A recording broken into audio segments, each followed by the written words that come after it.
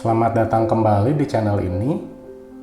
Pada kesempatan kali ini kita akan belajar tentang dasar-dasar basis data.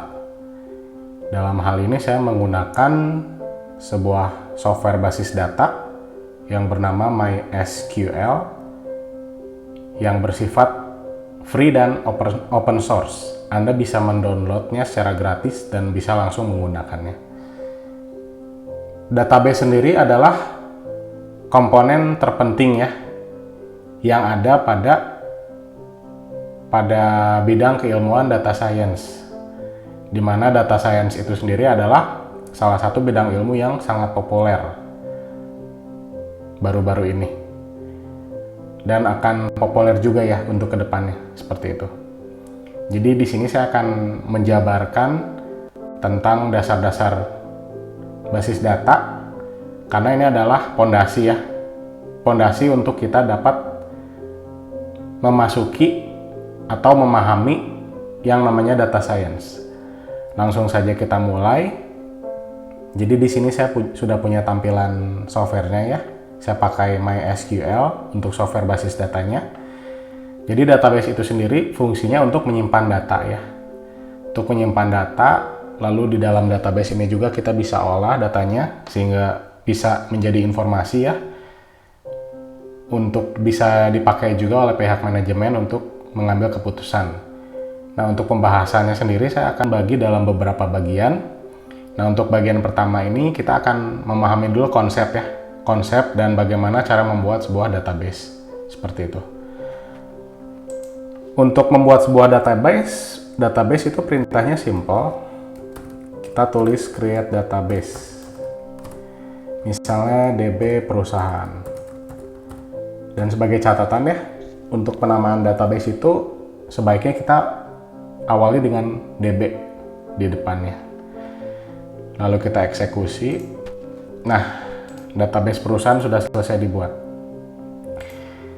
Jadi di dalam database sendiri itu akan ada yang namanya tabel, view, store procedure, dan function. Jadi dengan kata lain, database itu sendiri adalah sebuah wadah yang bisa menampung banyak tabel di dalamnya. Nah, tabel-tabel itu sendiri itu berfungsi untuk menyimpan data ya. Misalnya data karyawan, data gaji misalnya, dan data-data lainnya. Seperti itu. Jadi, sekali lagi, database sendiri adalah wadahnya, wadah untuk menyimpan tabel-tabelnya, dan datanya sendiri itu disimpan di dalam tabel ya. Langsung saja kita praktekkan.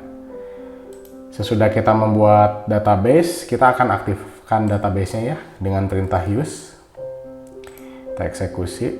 Nah, kita aktifkan dulu database-nya. Nah, kenapa saya pakai perintah use?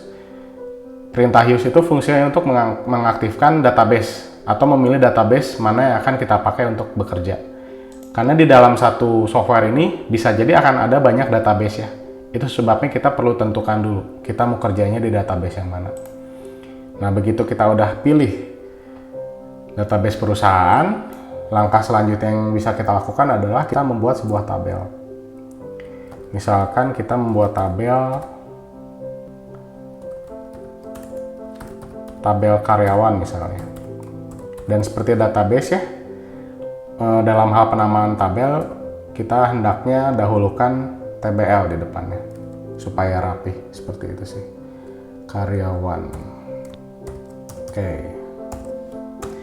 Jadi struktur penulisannya seperti ini. Misalkan di dalam sebuah tabel karyawan itu ada data nama. Misalnya nama. Lalu ada data alamat, telepon misalnya. Lalu ada data jabatan. Lalu misalnya ada data gaji juga ya, seperti itu. Nah, satu hal yang perlu menjadi catatan adalah pada setiap tabel kita harus punya satu data yang namanya ID. Jadi ID ini sendiri adalah sebagai penanda atau sebagai suatu hal yang membuat data tersebut unik dan bisa dibedakan dengan data yang lain ya. Atau dengan kata lain primary key. Jadi primary key sendiri adalah data yang sifatnya untuk membuat data tersebut menjadi unik gitu ya, sehingga bisa dikenali dan bisa dibedakan dengan data yang lain. Nah, fungsinya adalah misalkan pada saat ada 2 orang karyawan punya nama yang sama.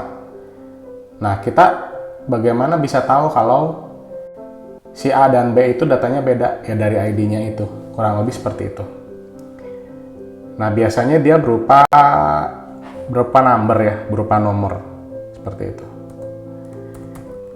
Nah, untuk setiap data itu dia harus punya yang namanya tipe data ya. Nah, integer ini adalah tipe data bilangan bulat. Seperti misalnya 1, 2, 3, 4, 5 dan seterusnya ya. Lalu ada juga tipe data yang namanya varchar. Nah, varchar sendiri adalah tipe data yang di dalamnya bisa kita masukkan huruf misalnya, lalu angka, lalu simbol, seperti itu. Lalu ada juga tipe data yang berupa float atau double. Nah, double sendiri adalah tipe data yang merupakan bilangan desimal ya. Jadi tipe data yang merupakan bilangan desimal atau bilangan pecahan ya. Seperti itu. Lalu ada juga tipe data yang berupa date time ya. Misalkan tanggal lahir aja ya. Jadi ini adalah tipe data yang dipakai untuk menyimpan tanggal. Seperti itu. Katakanlah tanggal lahir contohnya. Seperti itu. Nah, dalam satu tabel itu harus ada satu primary key ya, sebagai penanda supaya data tersebut bisa unik. Nah, katakanlah saya istilahnya membuat satu buah tabel ya. Membuat satu buah tabel karyawan, ada ID, ada nama, ada tanggal lahir ya, alamat, telepon, jabatan, dan gaji. Seperti itu. Lalu kita execute perintahnya. Nah, kita udah bikin satu tabel. Seperti itu. Kita refresh dulu. Nah, ini udah ada satu tabel. Seperti itu. Demikianlah penjelasan yang bisa saya sampaikan. Dalam bagian berikutnya kita akan membahas tentang bagaimana cara mengisikan data ke dalam sebuah tabel. Seperti itu. Terima kasih Anda sudah meluangkan waktu Anda untuk menyaksikan video ini. Apabila Anda menyukai video ini, silakan Anda like dan subscribe. Terima kasih.